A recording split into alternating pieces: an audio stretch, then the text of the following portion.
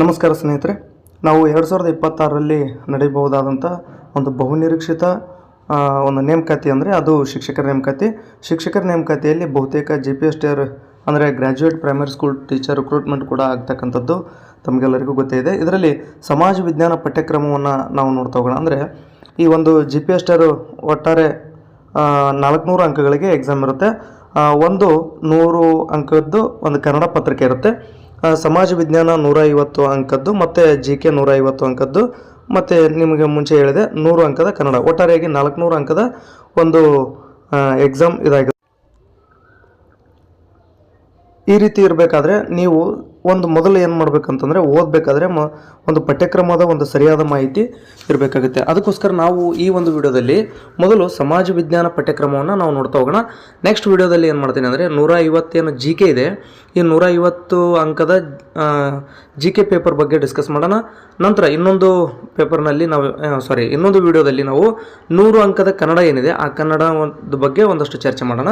ಅಂದರೆ ಒಟ್ಟಾರೆಯಾಗಿ ಸಂಪೂರ್ಣ ಈ ಒಂದು GPT ಸಿಲೆಬಸ್ ಏನಿದೆ ಅದ್ರ ಬಗ್ಗೆ ನೋಡ್ತಾ ಹೋಗೋಣ. ನೆಕ್ಸ್ಟ್ ನಿಮಗೇನೆಲ್ಲ ಮಾಹಿತಿ ಬೇಕಾಗುತ್ತೆ ಅದೆಲ್ಲವನ್ನು ಕೂಡ ನಾನು ನೀಡ್ತಾ ಹೋಗ್ತೀನಿ. ಈ ಒಂದು ಸಮಾಜ ವಿಜ್ಞಾನ ಪಠ್ಯಕ್ರಮ ಟೆಲಿಗ್ರಾಮ್ ಗ್ರೂಪಲ್ಲಿ ಇದೆ. ನೀವೇನಾದರೂ ಟೆಲಿಗ್ರಾಮ್ ಗ್ರೂಪನ್ನು ಜಾಯ್ನ್ ಆಗಿಲ್ಲ ಅಂತಂದರೆ ಈ ಒಂದು ವಿಡಿಯೋದ ಡಿಸ್ಕ್ರಿಪ್ಷನಲ್ಲಿ ಆ ಒಂದು ಲಿಂಕನ್ನು ಕೊಟ್ಟಿರ್ತೀನಿ. ನೀವು ಲಿಂಕ್ ಮೂಲಕ ಟೆಲಿಗ್ರಾಮ್ನ ಜಾಯ್ನ್ ಆಗ್ಬೋದು, ಹಲವಾರು ಮಾಹಿತಿಯನ್ನು ತಾವು ಪಡ್ಕೋಬೋದಾಗಿರುತ್ತೆ. ಈಗ ನಾವು ನೇರವಾಗಿ ವಿಷಯಕ್ಕೆ ಹೋಗೋದಕ್ಕಿಂತ ಮುಂಚೆ ನೀವೇನಾದರೂ ನಮ್ಮ ಯೂಟ್ಯೂಬ್ ಚಾನಲನ್ನು ಸಬ್ಸ್ಕ್ರೈಬ್ ಮಾಡ್ಕೊಂಡಿಲ್ಲ ಅಂದರೆ ದಯವಿಟ್ಟು ಸಬ್ಸ್ಕ್ರೈಬ್ ಮಾಡ್ಕೊಳ್ಳಿ. ಸ್ನೇಹಿತರೆ, ತಾವಿಲ್ಲಿ ನೋಡ್ಬೋದು ಸಮಾಜ ವಿಜ್ಞಾನದ ಒಂದು ಸಿಲೆಬಸ್ ಇದೆ. ಸಮಾಜ ವಿಜ್ಞಾನದ ಸಿಲೆಬಸ್ ಅಂದರೆ ಅದರಲ್ಲಿ ಸಮಾಜ ವಿಜ್ಞಾನದಲ್ಲಿ ನಿಮ್ಗೆ ಆಲ್ರೆಡಿ ಗೊತ್ತಿದೆ, ಇತಿಹಾಸ, ಪೌರನೀತಿ, ಭೂಗೋಳಶಾಸ್ತ್ರ, ಅರ್ಥಶಾಸ್ತ್ರ, ಸಮಾಜಶಾಸ್ತ್ರ, ವ್ಯವಹಾರ ಅಧ್ಯಯನ, ಹೀಗೆ ಹಲವಾರು ವಿಷಯಗಳನ್ನು ಒಳಗೊಂಡಿರುತ್ತೆ. ನಾವು ಇಲ್ಲಿ ಪೇಪರ್ 2 ಸಮಾಜ ವಿಜ್ಞಾನ ನೋಡೋದಾದರೆ ಮೊದಲಿಗೆ ಇತಿಹಾಸವನ್ನು ನೋಡ್ತಾ ಹೋಗೋಣ. ನೋಡಿ, ಇತಿಹಾಸದ ಆಧಾರಗಳು ಅಂದರೆ ಅದರಲ್ಲಿ ಸಾಹಿತ್ಯ ಬರುತ್ತೆ. ಸಾಹಿತ್ಯದಲ್ಲಿ ಮತ್ತೊಂದು 2 ಪಾಯಿಂಟ್ಸ್ ಬರ್ತವೆ, ದೇಶೀಯ ಸಾಹಿತ್ಯ ಮತ್ತು ವಿದೇಶಿ ಸಾಹಿತ್ಯ, ಪುರಾತತ್ವ ಶಾಸ್ತ್ರ, ಶಾಸನಗಳು, ನಾಣ್ಯಗಳು, ಸ್ಮಾರಕಗಳು, ಮೌಖಿಕ ಸಂಪ್ರದಾಯಗಳು, ಐತಿಹ್ಯಗಳು. ಈ ರೀತಿಯಾಗಿ ನಾವು ಓದ್ಕೊತ ಹೋಗ್ಬೇಕಾಗತ್ತೆ. ಇದು ಮೊದಲ ಪಾಯಿಂಟ್ ಆಗಿರುತ್ತೆ. ಆದರೆ ಇವು ಎಲ್ಲ ಎಲ್ಲಿ ಸಿಗುತ್ತೆ, ಇದನ್ನು ಯಾವ ರೀತಿ ಓದಬೇಕು ಅನ್ನೋದನ್ನು ನೋಡೋದಾದರೆ ಇವೆಲ್ಲವೂ ಕೂಡ 6ರಿಂದ 10ನೇ ತರಗತಿಯ ಪುಸ್ತಕದಲ್ಲಿ ಸಿಗುತ್ತವೆ. ಅಂದರೆ ಸಮಾಜ ವಿಜ್ಞಾನದ ಪುಸ್ತಕಗಳನ್ನು ನೀವು ಕಲೆಕ್ಟ್ ಮಾಡಿಕೊಂಡು 6ರಿಂದ 10ನೇ ತರಗತಿ ಪುಸ್ತಕ ಓದ್ಕೊಂಡ್ರೆ ಸಾಕಾಗುತ್ತೆ. ಇದಿಷ್ಟು ಓದೋದು ಅಷ್ಟೇ ಅಲ್ಲದೆ ಮಾರ್ಕೆಟ್ನಲ್ಲಿ ಹಲವಾರು ಪುಸ್ತಕಗಳು ಸಿಗ್ತವೆ. ಅಷ್ಟನ್ನು ತೊಗೊಂಡು ಬಂದು ಗುಡ್ಡ ಹಾಕೊಂಡು ಕೊಡೋಕೆ ಹೋಗ್ಬೇಡ್ರಿ. ನೀವೇನು ಮಾಡಿರಿ ಅಂದರೆ 6ರಿಂದ 10ನೇ ತರಗತಿ ಪುಸ್ತಕಗಳನ್ನು ಕಲೆಕ್ಟ್ ಮಾಡಿಕೊಡ್ರಿ. ಜೊತೆಗೆ ಈ ಒಂದು ಮಾರ್ಕೆಟ್ನಲ್ಲಿ ಸಿಗ್ತಕ್ಕಂಥ ಉತ್ತಮವಾದಂಥ ಒಂದು ಪುಸ್ತಕವನ್ನು ತೊಗೊಂಡು ಒಂದನ್ನೇ 10 ಬಾರಿ ಓದ್ರಿ. ಅಂದರೆ 10 ಪುಸ್ತಕಗಳನ್ನು ಒಮ್ಮೆಮ್ಮೆ ಓದೋದಕ್ಕಿಂತ ಒಂದೇ ಪುಸ್ತಕವನ್ನು 10 ಬಾರಿ ಓದಿದ್ರಿ ಅಂದರೆ ನಿಮಗಲ್ಲಿ ಆ ಒಂದು ಇಡೀ ಸಿಲೆಬಸ್ಸು ಹಿಡಿತಕ್ಕೆ ಸಿಗುತ್ತೆ. ನೆಕ್ಸ್ಟ್ ನೋಡೋದಾದರೆ ಭಾರತದ ಭೌಗೋಳಿಕ ಲಕ್ಷಣಗಳು ಮತ್ತು ಪೂರ್ವ ಐತಿಹಾಸಿಕ ಕಾಲ, ಹಳೆಯ ಶಿಲಾಯುಗ, ಸೂಕ್ಷ್ಮ ಶಿಲಾಯುಗ, ನವಶಿಲಾಯುಗ, ಲೋಹಯುಗ, ಇವುಗಳನ್ನು ಓದ್ಕೊತ ಹೋಗ್ಬೇಕಾಗುತ್ತೆ. ಇವೆಲ್ಲ ನೋಡ್ರಿ 6ನೇ ತರಗತಿ ಪುಸ್ತಕ ತೊಗೊಳ್ರಿ, 1ನೇ ಭಾಗ, ಅದೆಲ್ಲವೂ ಕೂಡ ಅಲ್ಲಿಂದ ಆರಂಭ ಆಗ್ತಾ ಹೋಗುತ್ತೆ. ಭಾರತದ ಪ್ರಾಚೀನ ನಾಗರಿಕತೆಗಳು ಅಂದರೆ ವೇದಗಳ ಕಾಲ, ಅಂದರೆ ವೇದಗಳ ಕಾಲ, ನಂತರ ಉತ್ತರ ವೇದಗಳ ಕಾಲ ಏನು ಬರ್ತವೆ ಅವುಗಳನ್ನೆಲ್ಲ ಓದ್ಕೊತ ಹೋಗ್ಬೇಕಾಗುತ್ತೆ. ನಂತರ ಅದಕ್ಕಿಂತ ಮುಂಚೆ ಹರಪ್ಪ ಸಂಸ್ಕೃತಿ ಬರುತ್ತೆ, ನಂತರದ ವೇದಗಳ ಕಾಲ ಬರುತ್ತೆ. ಇವುಗಳನ್ನೆಲ್ಲನೂ ಓದಬೇಕಾಗುತ್ತೆ. ನೆಕ್ಸ್ಟ್ ಜಗತ್ತಿನಲ್ಲಿ ಬರ್ತಕ್ಕಂಥ ಪ್ರಮುಖವಾದಂಥ ನಾಗರಿಕತೆಗಳು ಅಂದರೆ ಈಜಿಪ್ಟ್ ನಾಗರಿಕತೆ ಆಗಿರ್ಬೋದು, ಮೆಸೊಪೊಟೇಮಿಯಾ ನಾಗರಿಕತೆ ಆಗಿರ್ಬೋದು, ಚೀನಾ, ಗ್ರೀಕ್, ರೋಮು ಮತ್ತು ಅಮೇರಿಕನ್ ನಾಗರಿಕತೆಗಳ ಬಗ್ಗೆ ಓದಬೇಕು. ಇವು ಕೂಡ ಈ ಒಂದು ಟೆಕ್ಸ್ಟ್ ಬುಕ್ನಲ್ಲೇ ಸಿಗ್ತವೆ. ಭಾರತ ಮತ್ತು ಹೊರಗಿನ ಪ್ರಪಂಚ ಅಂದರೆ ಕ್ರೈಸ್ತ ಧರ್ಮ ಮತ್ತು ಇಸ್ಲಾಂ ಧರ್ಮ ಯಾವ ರೀತಿ ಹುಟ್ಕೊಂತು, ಮತ್ತು ಅಲ್ಲಿ ಕ್ರುಸೈಡ್ಸ್ ಅಂತ ಬರ್ತವೆ ಧರ್ಮ ಯುದ್ಧಗಳು, ಆ ಧರ್ಮ ಯುದ್ಧಗಳ ಬಗ್ಗೆ ಓದ್ಕೋಬೇಕು. ಅರಬ್ಬರು, ಮಂಗಲೂರು, ಟರ್ಕರ ಸಂಸ್ಕೃತಿ ಮತ್ತು ವ್ಯಾಪಾರ ಸಂಪರ್ಕಗಳು ಭಾರತದೊಂದಿಗೆ ಯಾವ ರೀತಿ ಆದವು ಅನ್ನೋದನ್ನು ಓದಬೇಕಾಗತ್ತೆ. ನೋಡಿ, ಇವೆಲ್ಲ ಓದೋದಂದ್ರೆ ಆ ದೇಶಕ್ಕೆ ಆ ಧರ್ಮಕ್ಕೆ ಸಂಬಂಧಪಟ್ಟಂಗೆ ಓದೋದಲ್ಲ, ಭಾರತದೊಂದಿಗೆ ಅವು ಯಾವ ರೀತಿ ಕನೆಕ್ಟ್ ಆದವು ಅನ್ನೋದನ್ನು ಓದ್ಕೋಬೇಕಾಗತ್ತೆ. ಭಾರತದಲ್ಲಿ ಹೊಸ ಮತಗಳ ಉದಯ ಅಂದರೆ ಭಾರತದಲ್ಲಿನೇ ಹೊಸ ಧರ್ಮಗಳು ಹುಟ್ಕೊಂಡು ಅವು ಜೈನ ಧರ್ಮ, ಬೌದ್ಧ ಧರ್ಮ, ಅವುಗಳನ್ನು ನೋಡಿಕೊಂಡು ಮತ್ತು ಆ ಧರ್ಮಗಳ ಒಂದು ಬೋಧನೆಗಳನ್ನು ನೋಡ್ಕೋಬೇಕಾಗತ್ತೆ. ಭಾರತ ಮತ್ತು ಪ್ರಪಂಚ ನೋಡಿ, ಯುರೋಪಿಯನ್ನರು ಭಾರತಕ್ಕೆ ಯಾವ ರೀತಿ ಬಂದರು, ಮತ್ತು ಪುನರ್ಜೀವನದ ಮಾನವತಾವಾದ, ಕಲೆ ಮತ್ತು ವಾಸ್ತುಶಿಲ್ಪ, ವಿಜ್ಞಾನ ಸುಧಾರಣೆಗಳು, ಭೌಗೋಳಿಕ ಅನ್ವೇಷಣೆಗಳು, ಇವುಗಳನ್ನು ಕೂಡ ಓದಬೇಕಾಗುತ್ತೆ. ಭಾರತದಲ್ಲಿ ಯುರೋಪಿಯನ್ನರು ಅಂದರೆ ಭಾರತಕ್ಕೇನು ಯುರೋಪಿಯನ್ನರು ಬರ್ತಾರೆ, ಮೊಟ್ಟ ಮೊದಲ ಯುರೋಪಿಯನ್ನರು ಪೋರ್ಚುಗೀಸರು, ನಂತರ ಡಚ್ಚರು, ಇಂಗ್ಲೀಷರು, ಇಂಗ್ಲೀಷ್ ಈಸ್ಟ್ ಇಂಡಿಯಾ ಕಂಪ್ನಿ ಮತ್ತು ಫ್ರೆಂಚ್ ಈಸ್ಟ್ ಇಂಡಿಯಾ ಕಂಪ್ನಿಗಳು ಬರ್ತವೆ. ಇವುಗಳನ್ನು ಕಾಲಾನುಕ್ರಮದಲ್ಲೇ ಓದ್ಕೋಬೇಕು. ಯಾಕಂದರೆ ಒಬ್ಬರ ನಂತರ ಒಬ್ಬರು ಬರ್ತಾರೆ. ಮತ್ತು ಮುಂದೆ ಅವು ಏನಾಗ್ತವೆ ಅಂತಂದರೆ, ಇಲ್ಲಿ ಇತಿಹಾಸ ಅಂದರೆ ಅದು ಇಸ್ವಿ ವೈಸ್ ಇರ್ತಕ್ಕಂಥದ್ದು. ಅಂದರೆ ಯಾವ ಇಸ್ವಿಯಲ್ಲಿ ಏನೇನು ಘಟನೆಗಳು ನಡೆದು ಅನ್ನೋದನ್ನು ಓದ್ಕೋಬೇಕಾಗುತ್ತೆ. ನೆಕ್ಸ್ಟ್ ಎಕ್ಸಾಮ್ನಲ್ಲಿ ಅದೇನಾಗುತ್ತೆ, ಅಬ್ಜೆಕ್ಟಿವ್ ಟೈಪ್ನಲ್ಲಿ ಆಗಿರ್ಬೋದು ಅಥವಾ ಈ ಒಂದು ಡಿಸ್ಕ್ರಿಪ್ಟಿವ್ ಏನಿರುತ್ತಲ್ಲ ಅಲ್ಲಿ ಬರೆಯುವಂಥ ಸಂದರ್ಭದಲ್ಲಿ ಒಂದು ವೇಳೆ ಕಾಲಾನುಕ್ರಮದಲ್ಲಿ ಕೇಳ್ಬೋದು. ಈ ರೀತಿಯಾಗಿ ಬಂತಂತಂದರೆ ಅಲ್ಲಿ ನಿಮ್ಗೆ ಅನುಕೂಲ ಆಗುತ್ತೆ. ಅಂದರೆ ಯಾವಾಗಲೂ ನೀವು ಪೋರ್ಚುಗೀಸರನ್ನೇ ಓದ್ಕೊಂಡು, ಡಚ್ಚರನ್ನ ಓದ್ಕೊಂಡು, ಇಂಗ್ಲೀಷರು ನಂತರ ಫ್ರೆಂಚರು ಈ ರೀತಿ ಓದ್ಕೊಂತ ಹೋಗ್ರಿ. ಆನಂತರ ಗ್ರೀಕರ ಆಕ್ರಮಣ, ಮೌರ್ಯರು, ಚಂದ್ರಗುಪ್ತ ಮೌರ್ಯ, ಕೌಟಿಲ್ಯ, ಅಶೋಕನ ಆಡಳಿತ, ಕುಶಾಣರು ಇವುಗಳನ್ನು ಓದ್ಕೋಬೇಕು. ಆನಂತರ ಪ್ರಮುಖ ಸಾಮ್ರಾಜ್ಯಗಳು ಅಂದರೆ ಗುಪ್ತರು, ವರ್ಧನರು, ಚೋಳರು, ಶಾತವಾಹನರು, ಕದಂಬರು, ಗಂಗರು, ಬಾದಾಮಿಯ ಚಾಲುಕ್ಯರು, ಕಂಚಿ ಪಲ್ಲವರು, ರಾಷ್ಟ್ರಕೂಟರು, ಕಲ್ಯಾಣ ಚಾಲುಕ್ಯರು, ಹೊಯ್ಸಳರು, ಅವರ ಕೊಡುಗೆಗಳು, ಸಾಹಿತ್ಯ ಕಲೆ ಮತ್ತು ವಾಸ್ತುಶಿಲ್ಪ. ಭಾರತದ ಧಾರ್ಮಿಕ ಸುಧಾರಕರು ಅಂದರೆ ಶಂಕರಾಚಾರ್ಯರು, ರಾಮಾನುಜಾಚಾರ್ಯರು, ಮಧ್ವಾಚಾರ್ಯರು, ಬಸವೇಶ್ವರರು, ಅವರ ಕೃತಿಗಳು, ತತ್ವಗಳು, ಬೋಧನೆಗಳು, ಸಾಹಿತ್ಯ ಅಭಿವೃದ್ಧಿ ಇವುಗಳ ಬಗ್ಗೆ ಓದ್ಕೋಬೇಕಾಗುತ್ತೆ. ನೆಕ್ಸ್ಟ್ ಭಕ್ತಿ ಚಳವಳಿ ಏನಾಗುತ್ತಲ್ಲ ಅಂದರೆ ನಮ್ಮ ದೇಶದಲ್ಲಿ ಕಬೀರರು, ಚೈತನ್ಯರು, ತುಳಸಿದಾಸರು, ರಮಾನಂದರು, ಗುರುನಾನಕು, ಮೀರಾಬಾಯಿ, ಪುರಂದರದಾಸರು, ಕನಕದಾಸರು, ಶಿಶುನಾಳ ಶರೀಫ, ಸೂಫಿ, ಚಿಸ್ತಿ, ಅಂಡಾಳ, ಅಕ್ಕ ಮಹಾದೇವಿ ಇವ್ರ ಬಗ್ಗೆ ಓದಬೇಕಾಗುತ್ತೆ. ನೆಕ್ಸ್ಟ್ ಮಧ್ಯಯುಗದಲ್ಲಿ ಯುರೋಪ್ ನೋಡಿ, ಉಳಿಗಮಾನ್ಯ ಪದ್ಧತಿ, ಅನುಕೂಲಗಳು ಮತ್ತು ದೋಷಗಳು, ಉಳಿಗಮಾನ್ಯ ಪದ್ಧತಿ, ಅವನತಿ, ಆಧುನಿಕ ಯುರೋಪ್, ಪುನರ್ಜೀವನ ನೋಡಿ ಇವೆಲ್ಲವೂ 6ರಿಂದ 10ನೇ ತರಗತಿ ಪುಸ್ತಕದಲ್ಲೇ ಇರತಕ್ಕಂಥ ಸಿಲೆಬಸ್. ಅದಕ್ಕೋಸ್ಕರ ಏನು ಹೇಳ್ತಾ ಇದ್ದೀನಿ ಅಂದರೆ, ನೀವು ಆ ಪುಸ್ತಕಗಳನ್ನು ಓದುವಂಥದ್ದೇ ಹೆಚ್ಚು ಸೂಕ್ತ ಇರುವಂಥದ್ದು. ಭೌಗೋಳಿಕ ಅನ್ವೇಷಣೆಗಳು, ಸುಧಾರಣೆಗಳು, ಕೈಗಾರಿಕಾ ಕ್ರಾಂತಿಗಳು ನೋಡಿ, ಕ್ರಾಂತಿಗಳು ಮತ್ತು ರಾಷ್ಟ್ರಗಳ ಉದಯ, ಅಮೆರಿಕನ್ ಸ್ವಾತಂತ್ರ್ಯ ಸಂಗ್ರಾಮ, ಫ್ರೆಂಚ್ ಕ್ರಾಂತಿ, ಇಟಲಿ ಮತ್ತು ಜರ್ಮನಿ ಏಕೀಕರಣ ಇವುಗಳನ್ನು ಕೂಡ ಓದ್ಕೋಬೇಕಾಗತ್ತೆ. ಕ್ರಿಸ್ತ ಶಕ 9ರಿಂದ 14ನೇ ಶತಮಾನದವರೆಗೆ ಇರತಕ್ಕಂಥ ಭಾರತ ಅಂದರೆ ರಜಪೂತರು ಉದಯ, ಟರ್ಕಿಶ್, ಮೊಹಮ್ಮದ್ ಗಜನಿ, ಮೊಹಮ್ಮದ್ ಗೋರಿ, ದೆಹಲಿ ಸುಲ್ತಾನರು, ಗುಲಾಮಿ ಸಂತತಿ, ಖಿಲ್ಜಿ ಆಡಳಿತ, ತುಘಲಕ್ ಆಡಳಿತ, ಲೋಧಿ ವಂಶ. ಅಂದರೆ ನೋಡಿ ಈ ದೆಹಲಿ ಸುಲ್ತಾನರು ಏನಿದ್ದಾವೆ 5 ಮನೆತನಗಳು, ಆ 5 ಮನೆತನಗಳ ಬಗ್ಗೆ ಓದ್ಕೋಬೇಕು. ಅವರ ಆಡಳಿತ, ಕಲೆ ಮತ್ತು ವಾಸ್ತುಶಿಲ್ಪ, ಸಾಮಾಜಿಕ ವ್ಯವಸ್ಥೆ, ಸೈನಿಕ ಸುಧಾರಣೆ ಇವುಗಳೆಲ್ಲನೂ ಕೂಡ ನೋಡ್ಕೋಬೇಕಾಗುತ್ತೆ. ನೋಡಿ ಇತಿಹಾಸ ಸ್ವಲ್ಪ ಜಾಸ್ತಿ ಇದೆ ಸಿಲೆಬಸ್. ವಿಜಯನಗರ ಸಾಮ್ರಾಜ್ಯ ಅಂದರೆ ವಿಜಯನಗರ ಸಾಮ್ರಾಜ್ಯದಲ್ಲಿ ಬರ್ತಕ್ಕಂಥ ಮನೆತನಗಳಾದಂಥ ಸಂಗಮ, ಸಾಳುವ, ತುಳುವ, ಅರವಿಡು ರಾಜವಂಶಗಳ ಬಗ್ಗೆ ನೋಡಬೇಕು. ಮತ್ತು ಆಡಳಿತ, ಕಲೆ ಮತ್ತು ವಾಸ್ತುಶಿಲ್ಪದ ಕೊಡುಗೆಗಳು, ಸಾಮಾಜಿಕ ವ್ಯವಸ್ಥೆ, ಸೈನಿಕ ಸುಧಾರಣೆಗಳು ಇವುಗಳನ್ನು ಓದ್ಕೊಡ್ರಿ. ಜೊತೆಗೆ ಬಹುಮನಿ ರಾಜ್ಯ ಅಂದರೆ ಮೊಹಮ್ಮದ್ ಗವನಿಂದ ಹೆಚ್ಚು ನೋಡಬೇಕಾಗತ್ತೆ ಅಲ್ಲಿ. ಯಾಕೆಂದರೆ ಬಹಮನಿ ರಾಜ್ಯಕ್ಕೆ ಮಂತ್ರಿಯಾಗಿದ್ದಂಥ ಮೊಹಮ್ಮದ್ ಗವನನ ಕೊಡುಗೆ ಹೆಚ್ಚು ಇರತಕ್ಕಂಥದ್ದು. ಹೊಸ ಸಾಮ್ರಾಜ್ಯಗಳ ಉದಯ, ಬಹಮನಿ ರಾಜ್ಯದ ಅವನತಿ ಮತ್ತು ಅವರ ಆಡಳಿತ, ಕಲೆ ಮತ್ತು ವಾಸ್ತುಶಿಲ್ಪ, ಸಾಮಾಜಿಕ ವ್ಯವಸ್ಥೆ, ಸೈನಿಕ ಸುಧಾರಣೆಗಳು ಇವುಗಳ ಬಗ್ಗೆ ನೋಡಬೇಕು. ಮೊಘಲರ ಸಾಮ್ರಾಜ್ಯ ಅಂದರೆ ಮೊಘಲರಲ್ಲಿ ನೋಡಿ ಪ್ರಮುಖವಾಗಿ ಬಾಬರು, ಹುಮಾಯೂನ್, ಅಕ್ಬರ್, ಜಹಾಂಗೀರ್, ಶೇರ್ಷಾ, ಶಹಜಾನ್, ಔರಂಗಜೇಬ್ ಅವರ ಆಡಳಿತ ಮತ್ತು ಅವನತಿ, ಕಲೆ ಮತ್ತು ವಾಸ್ತುಶಿಲ್ಪ, ಸಾಮಾಜಿಕ ವ್ಯವಸ್ಥೆ, ಸೈನಿಕ ಸುಧಾರಣೆಗಳು ಇವುಗಳನ್ನು ನೋಡಬೇಕಾಗುತ್ತೆ. ಮರಾಠರು ಅಂದರೆ ಮರಾಠರಲ್ಲಿ ಪ್ರಮುಖರಾದಂಥ ಶಿವಾಜಿ ಮತ್ತು ಅವರ ಜೀವನ ಸಾಧನೆಗಳನ್ನು ನೋಡಬೇಕು.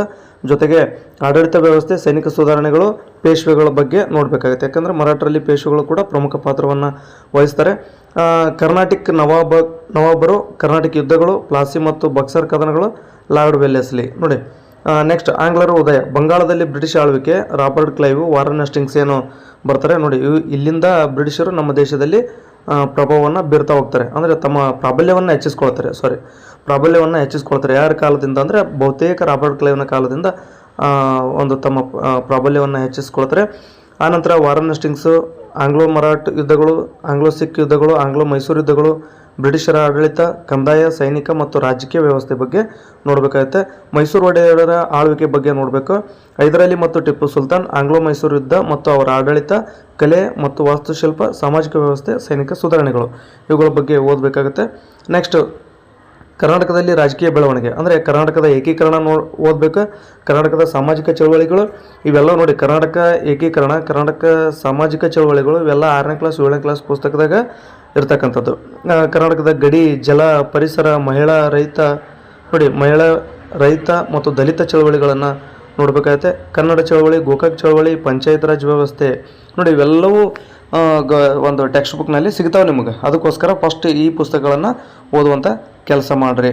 ಕರ್ನಾಟಕದ ಸಾಮಾಜಿಕ ಆರ್ಥಿಕ ಬೆಳವಣಿಗೆಗಳು, ಭೂ ಸುಧಾರಣೆಗಳು, ಸಮೂಹ ಸಂವಹನ, IT BT ಕ್ರಾಂತಿಗಳು, ಕೃಷಿ, ಕೈಗಾರಿಕೆ ಮೂಲಸೌಕರ್ಯ ಅಭಿವೃದ್ಧಿ, ಹಿಂದುಳಿದ ವರ್ಗಗಳ ಆಯೋಗಗಳು, ಮಹಿಳಾ ಸ್ವಾತಂತ್ರ್ಯ ಹೋರಾಟಗಾರರು. ನೋಡಿ, ಬ್ರಿಟಿಷ್ ಆಳ್ವಿಕೆಯಲ್ಲಿನ ಸುಧಾರಣೆಗಳು: ನಾಗರಿಕ ಸೇವೆ, ಮಿಲಿಟರಿ, ನ್ಯಾಯಾಂಗ, ಆರ್ಥಿಕತೆ, ಭೂ ಕಂದಾಯ ನೀತಿ, ಕಾಯಂ ಜಮೀನ್ದಾರಿ ಪದ್ಧತಿ, ಮಹಲ್ವಾರಿ ಮತ್ತು ರೈತವಾರಿ ವ್ಯವಸ್ಥೆ, ಉದ್ಯಮ ಮತ್ತು ವ್ಯಾಪಾರ, ಇಂಗ್ಲಿಷ್ ಶಿಕ್ಷಣ, regulating act, Pitt's India act, Minto Morley act ಮತ್ತು ಮಾಂಟೆಗೊ ಚೆಮ್ಸ್ಫರ್ಡ್ ಸುಧಾರಣೆಗಳು.